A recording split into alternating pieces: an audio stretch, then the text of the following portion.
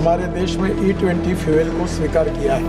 अभी हमारे पेट्रोल में E20 यानी इथेनॉल का 20% एडिंग होता है। ভারতে ইথানল মিশ্রিত E20 পেট্রোল চালু নীতির প্রতিবাদে সরব হয়েছে আম আদমি পার্টি।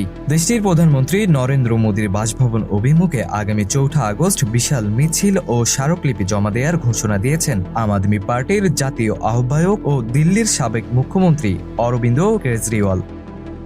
১ আগস্ট শনিবার দিল্লির কনস্টিটিউশন ক্লাবে অনুষ্ঠিত national town hall against E20 কর্মসূচিতে এই ঘোষণা দেন কেজরিওয়াল। অনুষ্ঠানে তিনি জানান, প্রধানমন্ত্রীকে উদ্দেশ্য করে E20 নীতিমালার বিরুদ্ধে অনলাইনে একটি গণস্বাক্ষর অভিযান চালানো হয়েছিল, যাতে ২ লাখের বেশি মানুষ স্বাক্ষর করেছেন। আগামী ৪ আগস্ট দুপুর ১২টায় এই স্বাক্ষরিত স্মারকলিপির মুদ্রিত কপি ব্যক্তিগতভাবে প্রধানমন্ত্রীর বাসভবনে গিয়ে জমা দেবেন তিনি।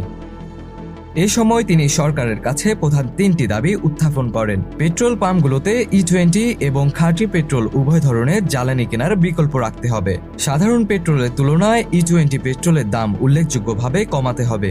সামগ্রিকভাবে পেট্রোলের দাম লিটার প্রতি ৮৪ রুপির নিচে নামিয়ে আনতে হবে।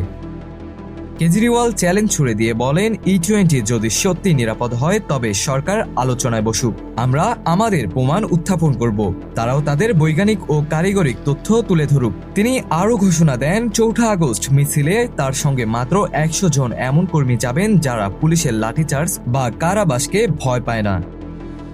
ইথানল মিশ্রিত পেট্রোল ব্যবহারের ফলে গাড়ির ইঞ্জিন বিকল হওয়ায় এবং মাইলেজ কমে যাওয়ার মতো গুরুতর অভিযোগ তুলছেন চালক এবং বিরোধীরা। তবে কেজরিওয়ালের এই দাবি উড়িয়ে দিয়ে দিল্লি বিজেপির সভাপতি হর্ষ মালহোত্রা বলেছেন, E20 জ্বালানির কারণে ইঞ্জিন ক্ষতিগ্রস্ত হয়েছে এমন অন্তত ১০০টি গাড়ির সুনির্দিষ্ট উদাহরণ কেজরিওয়ালকে দেখাতে হবে। অন্যদিকে কেন্দ্রীয় পেট্রোলিয়াম এবং প্রাকৃতিক গ্যাস মন্ত্রণালয়ের একটি বিজ্ঞপ্তিতে জানানো হয়েছে যে E20 জ্বালানি নিয়ে ছড়ানো দাবিগুলো সম্পূর্ণ ভিত্তিহীন। দীর্ঘ বৈজ্ঞানিক পরীক্ষা এবং কোটি কোটি যানবাহনের সফল ব্যবহারের পরই এমন নীতিমালা বাস্তবায়ন করা হয়েছে।